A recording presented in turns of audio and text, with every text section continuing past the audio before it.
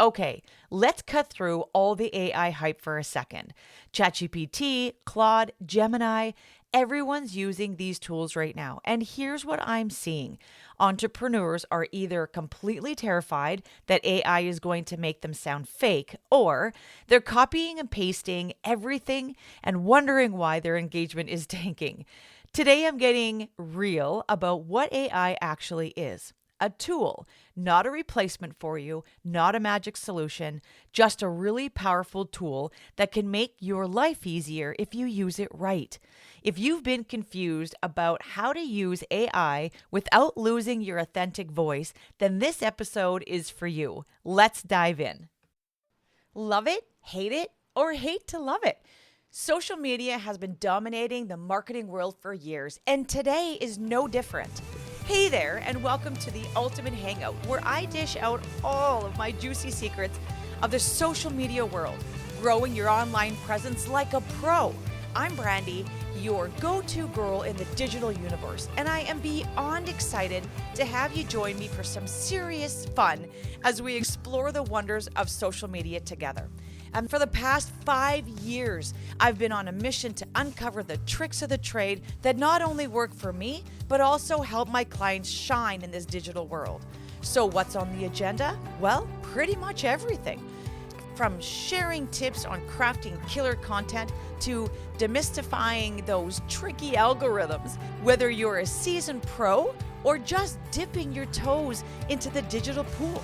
This podcast is your safe space to ask questions, share ideas, and learn alongside a supportive community. Grab that cup of coffee, cozy up, and let's get ready. Let's Be Social isn't just a podcast. It's a celebration of creativity, connection, and the world of online communication. Here's to learning, laughing, and leveling up together. This is your Let's Be Social podcast. All right. So I know everyone and their mother is talking about AI right now. And I also know that a lot of you are feeling overwhelmed by it. Some of you are excited. You're using ChatGPT for everything and loving how much time it saves. Some of you are skeptical. You're worried that using AI means you're being inauthentic or taking shortcuts. And some of you are just completely lost. There are a million AI tools. Everyone's throwing around terms like prompts and iterations, and you have no idea where to even start. So, over the next few weeks, I'm doing a whole series on AI. No BS, no hype, just honest conversation about what's actually working, what's not, and how to use those tools without losing yourself in the process. And today, I'm starting with the most important foundation that you need, understanding that AI is your assistant and not your replacement. Because here's what I'm seeing happen. People are treating AI like it's either going to save their entire business or completely ruin their authenticity. And both of those extremes are wrong. AI is a tool. That's it. It's a really powerful, really helpful tool, but it's still just a tool. And just like any tool, it can be used well or used poorly. A hammer can build a house or smash your thumb. It all depends on how you use it. So let's talk about how to use AI in a way that makes you more efficient without making you less authentic. Before we go any further, let's get clear on what we're even talking about. When I say AI, I'm primarily talking about tools like ChatGPT, Claude, Gemini. These are what we call large language models. Basically, they're trained on massive amounts of text from the internet, and they can generate human-like responses based on what you ask them. They're really good at creating outlines, drafting content, repurposing content into different formats, editing and polishing, answering questions, and summarizing information.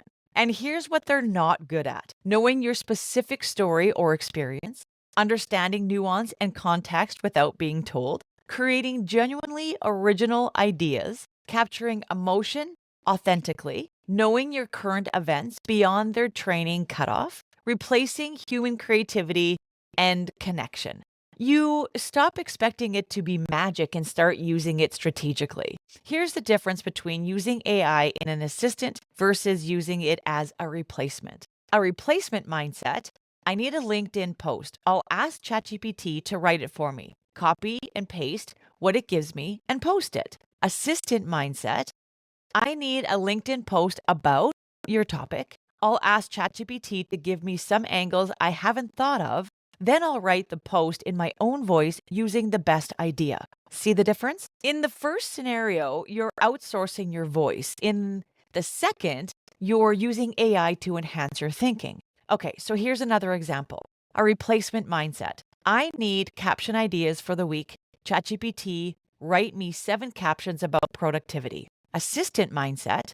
I want to talk about productivity this week. ChatGPT, what are 10 different angles I could take on this topic? Once I pick the angle I like, help me outline what points I should cover. One is lazy and one is strategic. And here's the thing, your audience can tell. They can absolutely tell when something was AI generated and copy pasted. It sounds generic.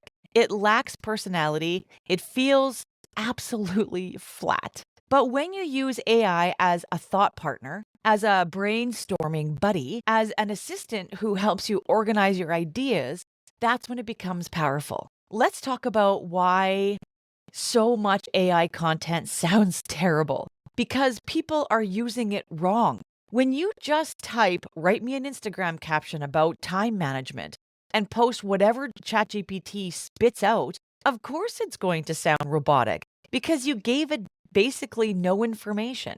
You didn't tell it who you are, who your audience is, what your voice sounds like, what specific point you want it to make, and what action you want people to take. So, AI does its best with generic, one size fits all language. And that's what you get, generic content. But when you give AI context, when you tell it about your voice and your audience and your specific message, it can actually help you create something that sounds much more like you. We'll talk about prompting in the next episode, but for now, just know this: garbage in, garbage out.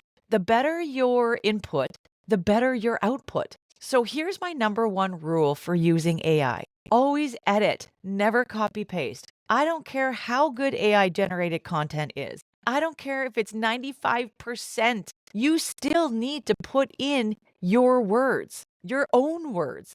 Because here's what happens when you edit AI content. You catch things that don't sound like you. You add your personality and voice. You insert your specific examples and stories. You make sure it actually says what you want it to say. You remove the generic phrases. AI loves phrases like, in today's fast paced world, are you ready to take your whatever to the next level? It's time to unlock your potential. The bottom line is, when you see those phrases, you know it's AI. When you're editing, cut them out, replace them with how you actually talk. Think of AI generated content as a first draft. It's the rough sketch. Your job is to turn it into the finished piece. Okay, so now that we've covered what not to do, let's talk about where AI is genuinely helpful. Number one, let's talk about brainstorming and ideation. AI is amazing at helping you think of ideas you wouldn't have thought of on your own. Stuck on what to post? Ask AI for 20 different content angles on your topic. Can't think of a good hook? Ask AI for 10 different ways to open a post about your subject. Need a fresh perspective? Ask AI to approach your topic from a different angle. This is where AI shines. It can generate options fast, and you can pick the ones that resonate. 2, creating outlines and structure. AI is really good at organizing information. If you're writing a blog post, ask AI to create an outline. If you're planning a presentation, ask AI to structure your main points. If you're repurposing a podcast into a blog post, ask AI to create the framework. Then you fill in the details with your voice, your stories, and your expertise. 3, repurposing content. This is one of my favorite uses for AI. You record a podcast episode and can use AI to turn it into a blog post, social media captions, email newsletter content, YouTube description, and LinkedIn articles. You create the original content in your voice, and AI helps you adapt it for different formats. That's using AI as an assistant. You did the creative work. AI is doing the administrative work. 4. Research and summarize. AI can quickly summarize long articles, research topics, or pull together information from multiple sources. This saves you hours of reading and note taking. Just remember, always verify the information. AI can be wrong, especially about current events or specific facts. Editing and polishing. Number 5. AI is great at catching typos, improving sentence structure, and making your writing clearer. You can paste your draft and ask AI to tighten the language, check for grammatical errors, make it more concise, and improve readability. This is editing assistance, not content creation, and that's a perfect use case. Now, let's talk about where you should not use AI. 1. In your personal stories, AI cannot tell your story. It doesn't know your experiences, your emotions, or your perspective. If you're sharing something vulnerable, something personal, something that comes from your life that needs to come from you, you can use AI to help structure your story or edit it, but the actual content, that's all you.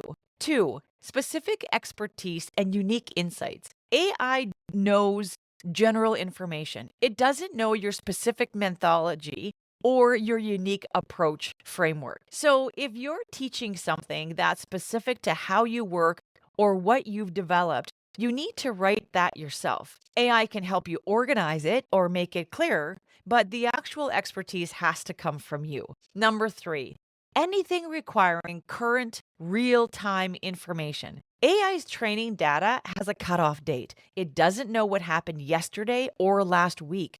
So if you're commenting on current events, recent news, or timely trends, you need to do that yourself. Don't trust AI to give you accurate information about anything happening right now. Number 4, emotional, nuanced content. AI is getting better at this, but it still struggles with genuine emotion and nuance. If you're trying to convey empathy, inspiration, or deep understanding that needs to come from you, AI can help you articulate what you're feeling, but it can't feel it for you. Here's how you know if you're using AI well. Ask yourself, if my audience knew I used AI to help create this, would they care? If the answer is no, if the content still sounds like you, still provides value, still feels authentic, then you're using AI as an assistant.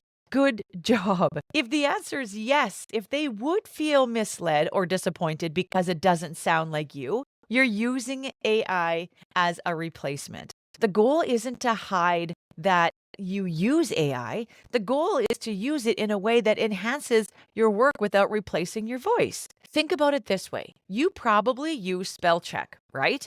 You might use Grammarly, you might have someone proofread your work. None of that makes you inauthentic. It just means you're using tools to make your writing better. AI is the same thing. It's just a more powerful version of the tools you're already using.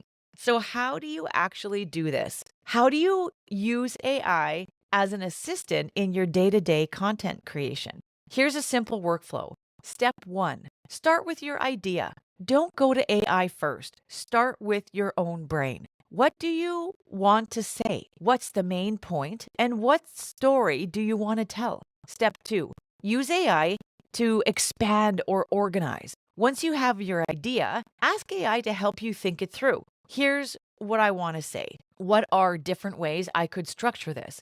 Or what angles am I missing? Step 3, draft it in your voice. Write the actual content yourself. Use your words, your examples, and your stories. Step 4, use AI to polish. Paste your draft and ask AI to help you tighten it up, catch errors, and improve the clarity. Step 5, final edit with your human eyes. Read through it one more time. Make sure it sounds like you. Add anything that's missing.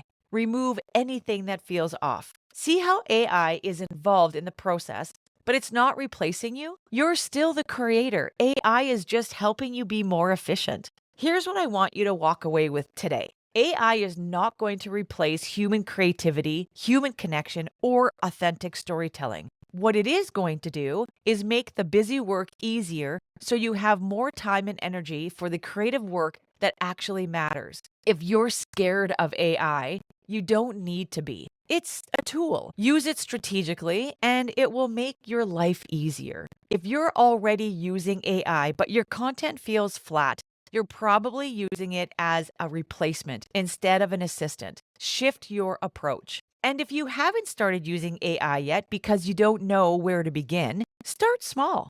Use it to brainstorm ideas, use it to create outlines, use it to edit your work.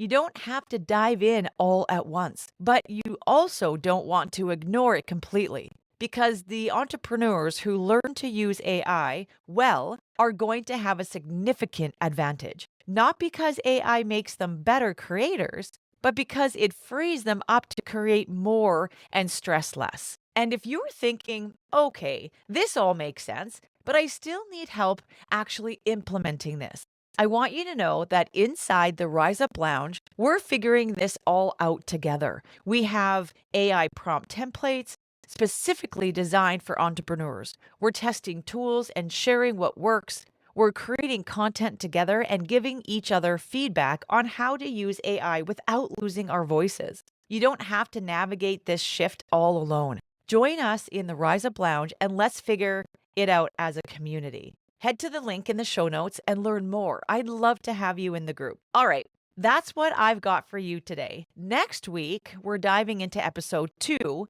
of the AI Without the BS series, the ChatGPT prompts that actually work without sounding like a robot. I'm going to give you actual prompts you can use and show you how to customize them for your voice. Thank you so much for being here. If this episode was helpful, I love if you shared it with another entrepreneur who's trying to figure out this whole AI thing. Until next time, keep showing up and keep being real. And let's keep being social. Okay, everyone, give yourselves a huge pat on the back for being part of another fantastic episode of Let's Be Social. Time sure flies when you're having fun diving into the world of social media together. If you want more, make sure to head over to my Facebook group where I continue this conversation, I share insights, and we support each other on our social media journeys.